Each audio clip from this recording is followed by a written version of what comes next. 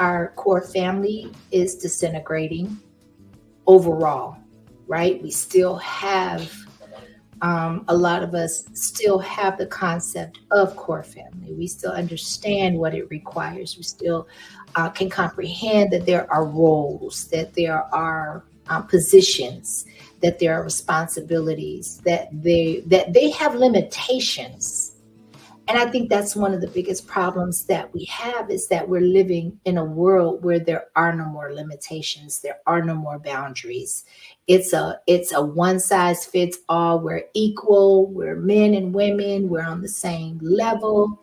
And therefore, because as women, we have evolved in these past decades to become self sufficient, now the roles are reversed and we can tell a man what to do. We can buck up against a man. We can demean a man. We can emasculate a man. We can insult and disrespect because when it's all said and done, we don't depend on that man like we used to, or our forefathers did, our parents, our grandparents. And therefore, if that man walks out and he dismisses himself, we gonna be straight. Yeah, but guess what? When that time surpasses, whether we admit it or not, we're going to be lonely. We're going to miss that covering and that protection. There's going to be a feeling of lack in some areas.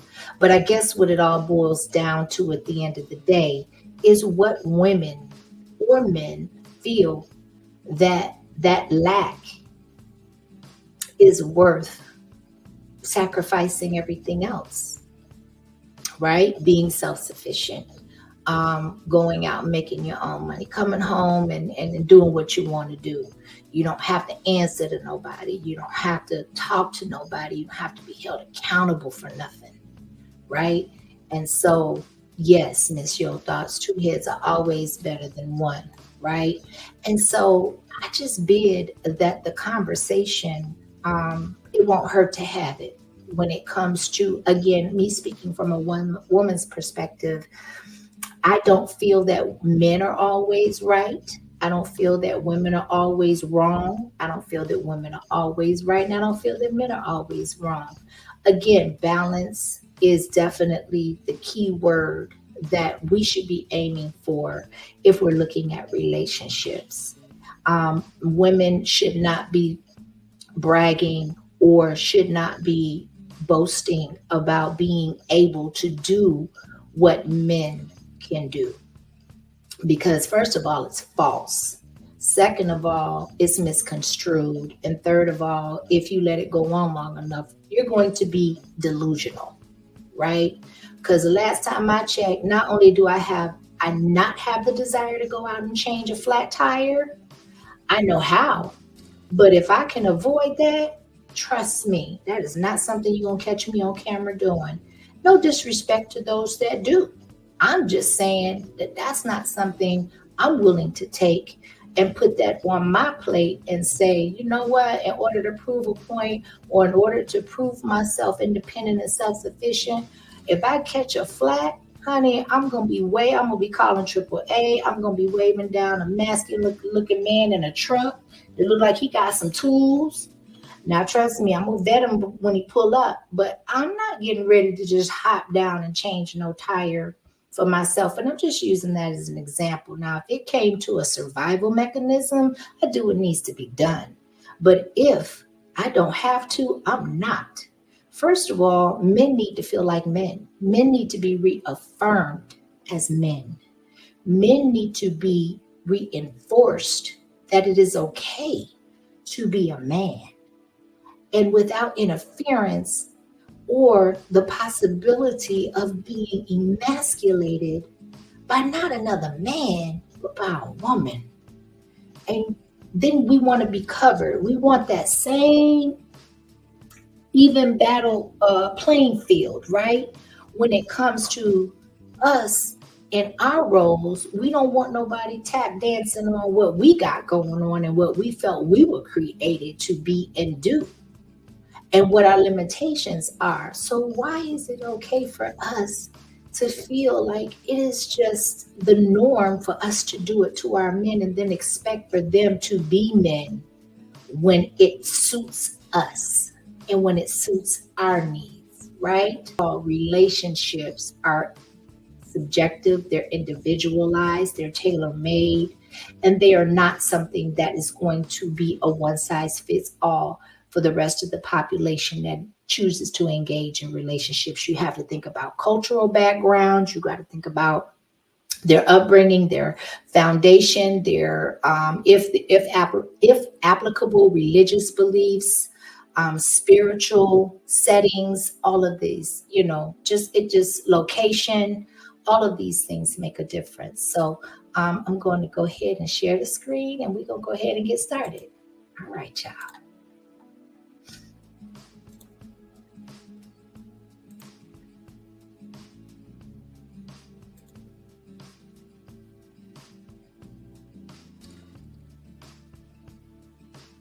Man wants a yin to his yang, not a yin, yin, yin, yin, yin, yin, yin, yin, yin, motorcycle ass mouth. And the only thing you're turning on at that point is a man's fight or flight response. And I promise you, you are not going to like that man. So you have to ask yourself this question: am I trying to win an argument, or am I trying to solve a problem?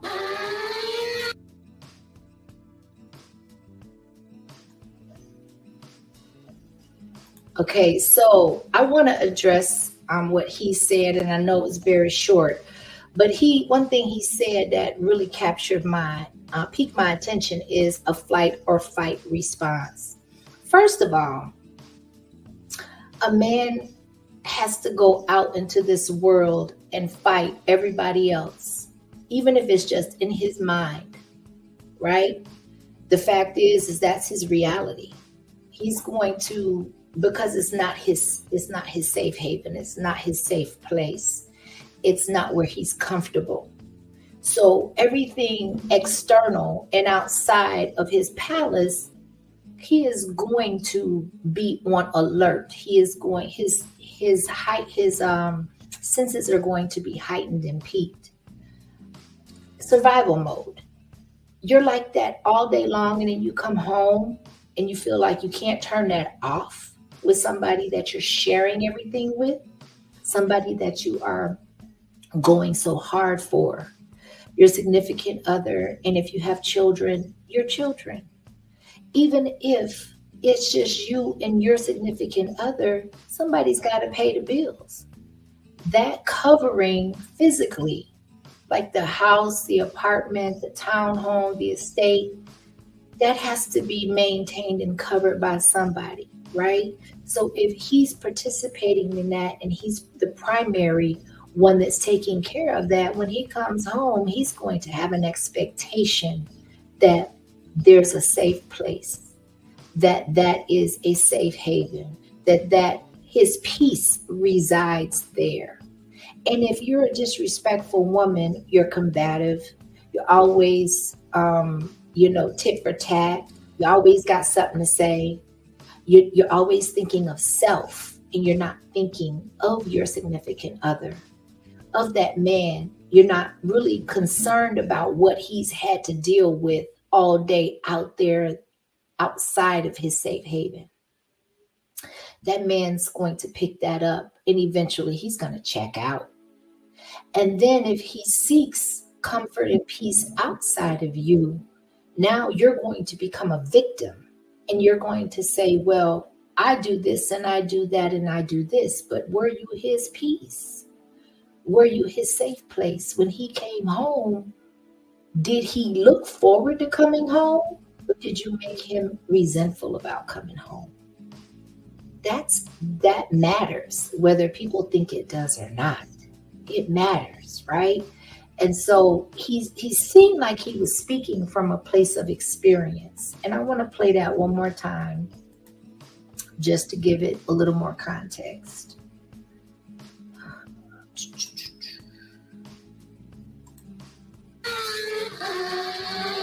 A man wants a yin to his yang, not a yin, yin, yin, yin, yin, yin, yin, yin, yin, motorcycle ass mouth. And the only thing you're turning on at that point is a man's fight or flight response. And I promise you, you are not going to like that man. So you have to ask yourself this question: am I trying to win an argument, or am I trying to solve a problem?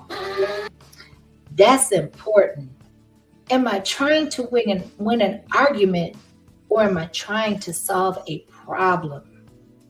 That's night and day. And that's also going to be such an antithesis that it's going to determine how he deals with you. If he deals with you, on what level he deals with you. Women are very good at turning the tables, becoming victims, manipulating the situation. Not discounting that men have that same ability right now, though I am focusing and speaking on women because I am one and I can relate and I feel qualified to be able to speak on that personally, right? And so when it comes to a man coming home and finding that to be his safe space, it's not the dwelling, it's what occupies the dwelling. That's why a lot of men that live by themselves don't really, they call it a man cave, but that's a nice way of saying that a man doesn't really take a whole lot of interest, typically, in his environment. That's why they call it the woman's touch, right? That's why usually the assignment goes to the woman, because the woman has the innate ability, more times than not, to create that home feeling. But it's not about the dwelling. It's about the energy. It's about the environment. It's about how that man feels about coming home. That matters. It absolutely matters, and it weighs a lot more than how the house necessarily is decorated or how it looks. It's more about when he comes home, do you have a smile for him? Can you get out of yourself long enough to say to that man, baby, how was your day? And be sincere and genuine about it, right? You really care, not because you're role playing or you feel like that's what he wants to hear. These are things that matter.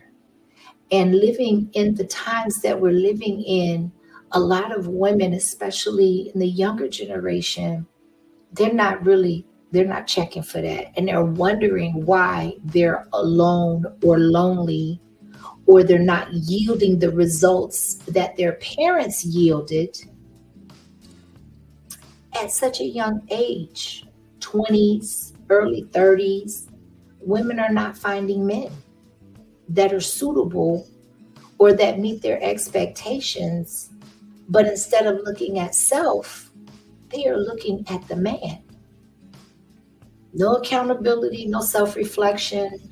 They're like, because I am a female, I am attractive, I keep myself up, I'm gainfully employed, or I'm a boss and have my own business.